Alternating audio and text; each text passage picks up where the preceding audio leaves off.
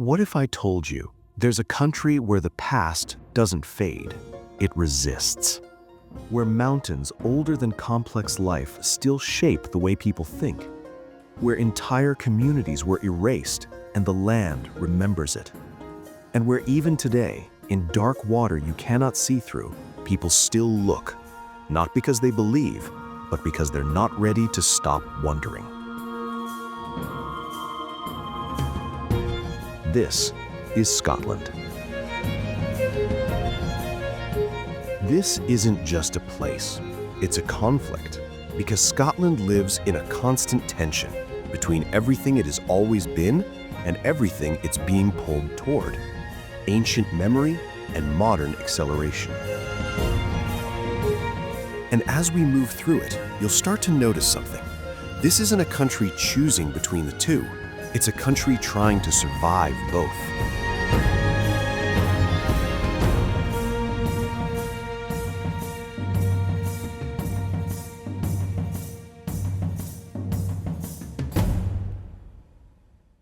Before we go anywhere, you need to understand the scale of what we're stepping into. Scotland is small, about 30,000 square miles. But it contains over 30,000 freshwater lochs. Its coastline, fractured by sea lochs and islands, stretches nearly 10,000 miles. The Cairngorm Plateau is the largest subarctic landscape in Britain, a place where snow can fall in any month of the year. This is a country that quietly helped build the modern world, while choosing, in strange and specific ways, not to fully leave the old one behind. It has more golf courses per person than anywhere on Earth. Its national animal is a unicorn, and somehow all of that makes sense here. This is a small country with a very long memory. Let's follow it. We begin where Scotland begins, on rock that remembers a world before life. Stand on a ridge above Loch Torridon. The wind doesn't just touch you here, it presses, steady and physical, like something testing your balance. Below, peat and salt rise together in the air, and beneath your feet is stone that formed 750 million years ago. Not ancient in a human sense, ancient in a planetary one. This is Torridonian sandstone, laid down before complex life existed, before forests, before animals, before anything that would recognize this as Earth. The Northwest Highlands are protected as a UNESCO Global Geopark because the geology here doesn't hide, it explains. Layer after layer of seabed, lifted, folded, exposed, a landscape that reads like memory written in rock. But not all memory here is geological. Just north of here, in Sutherland, population density drops to fewer than 2 people per square kilometer, not because no one came, because people were removed. The highland clearances forced tens of thousands from these lands, entire communities displaced to make way for sheep. And that absence still shapes how Scotland understands land, ownership, and belonging. The hills don't just predate civilization, they remember what civilization did. And then, almost unexpectedly, the present arrives. Wind turbines now turn slowly along distant ridgelines, modern geometry cutting into ancient silence. Scotland now generates the vast majority of its electricity from renewable energy, which means here, of all places, the future has already arrived, on top of the past. Tradition, acceleration, neither one asking permission. And this is only where Scotland starts.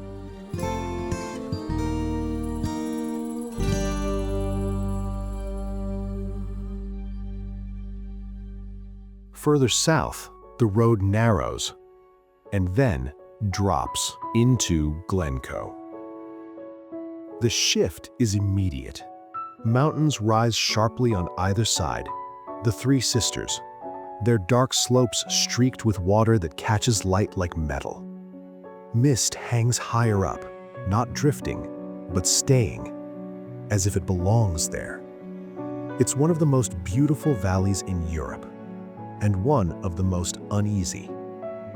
In 1692, government soldiers stayed here as guests of the MacDonald clan. They were fed, sheltered, welcomed. 12 days later, before dawn, they turned on their hosts. 38 people were killed. Not the largest massacre in Scottish history, but one that never quite settled, because it broke something deeper than peace. It broke trust. Stories still circulate, quiet, half-serious, about names remembered, about hospitality that carries conditions. Whether those stories are truth or theater doesn't really matter. What matters is this. In Scotland, history doesn't sit still. It lingers. Even the wildlife here reflects that strange return. Red kites, once extinct in Scotland, now circle above the valley again. Some things disappear and come back. Others don't. And the land makes no distinction between them.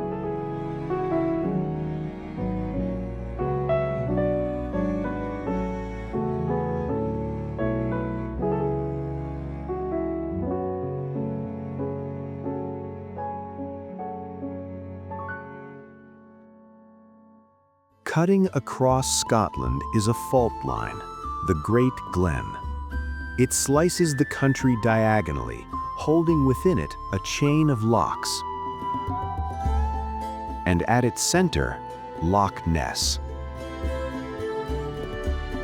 40 kilometers long, hundreds of meters deep, holding more fresh water than all the lakes of England and Wales combined. But what defines it isn't its size, it's its opacity. The water is black, not from pollution, but from peat. Light doesn't travel far here. A few meters down, and everything disappears. Sonar has mapped the bottom. Science has measured the layers. Nothing unusual has been confirmed, and still people look. Not because they expect to see something, but because they don't want the mystery to end. That's the real story of Loch Ness, not a creature, but a choice. The choice to leave something unexplained in a world that increasingly explains everything.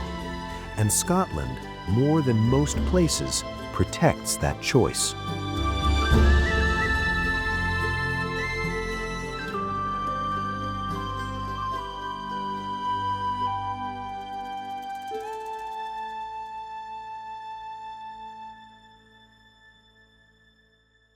But if you think that tension only lives in the wilderness, this is where Scotland changes completely. Glasgow shouldn't work. 40 years ago, it was collapsing. Industry gone, shipyards silent, entire neighborhoods struggling with poverty, violence, and some of the lowest life expectancy in Western Europe. By every expectation, it should have continued downward. It didn't. Instead, Glasgow rebuilt itself, not from wealth, but from culture, art, music, design, identity. It hosted the European capital of culture, turned old industrial spaces into creative ones, invested in community instead of image, and slowly, the narrative shifted. Today, Glasgow is one of the most culturally influential cities in Britain. Its music scene reshaped global sound. Its food scene is internationally recognized. Its people, still deeply working class, still sharply self-aware, never changed to fit the transformation. The city accelerated, but it didn't abandon itself to do it. And that's rare. In most places, progress replaces identity. Here, it negotiated with it.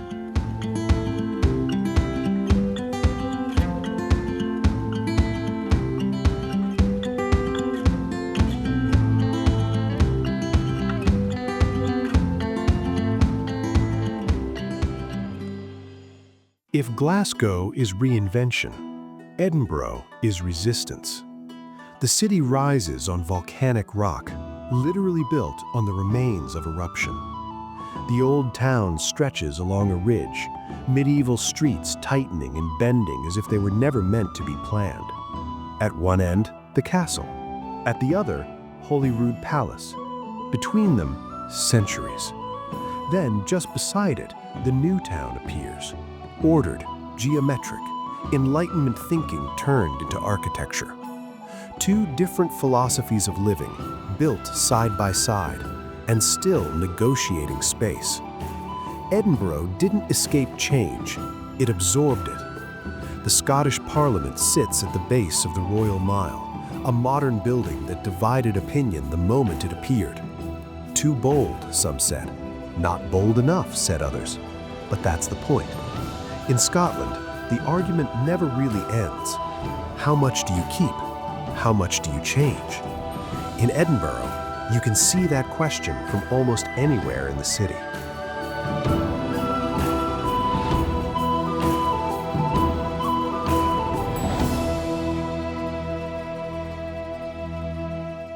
Then, 300 miles west, everything slows down.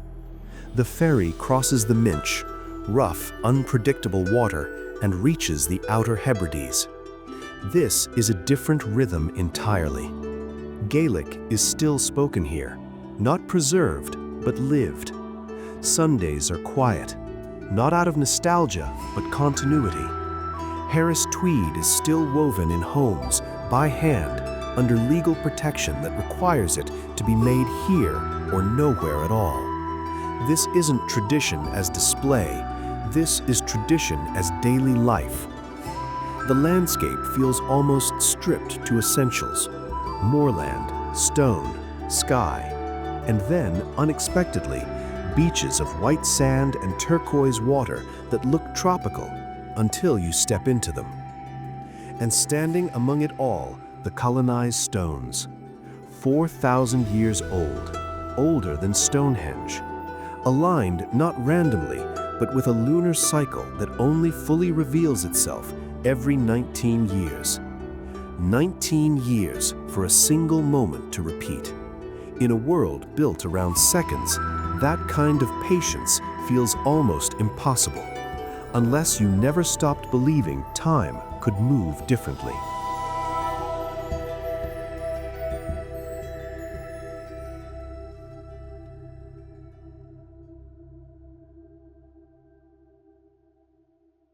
And finally, the cairngorms. Go at dawn, before the light fully arrives.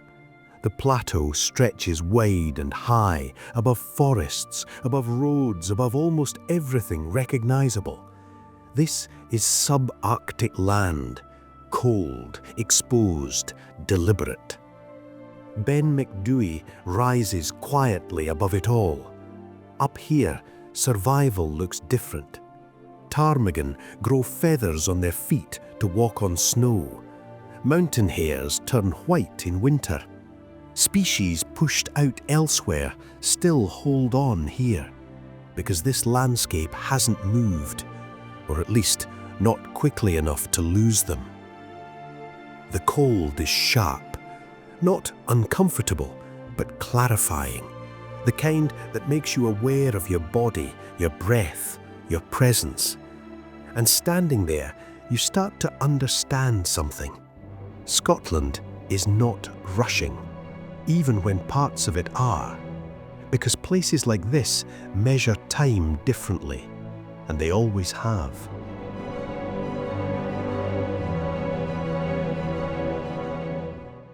Scotland doesn't resolve its tension. It lives inside it. It built parts of the modern world and refused to fully let go of the old one. It accelerates but carries weight. And maybe that's the point, because speed without memory is just movement. There's a Gaelic phrase, Is fer Gaelic briste na Gaelic sachiste. Broken Gaelic is better than Gaelic in the coffin. Imperfect continuation is better than perfect preservation. That idea runs through everything here. Keep it alive, even if it changes. Move forward, but don't drop what you're carrying. That's not just Scotland's story, it's its decision. So where would you stand? In a place that refuses to change, or one that's learning how to move forward without forgetting? Tell me below. And if you felt something in this journey, subscribe, because there are more places like this, not just beautiful, but conflicted.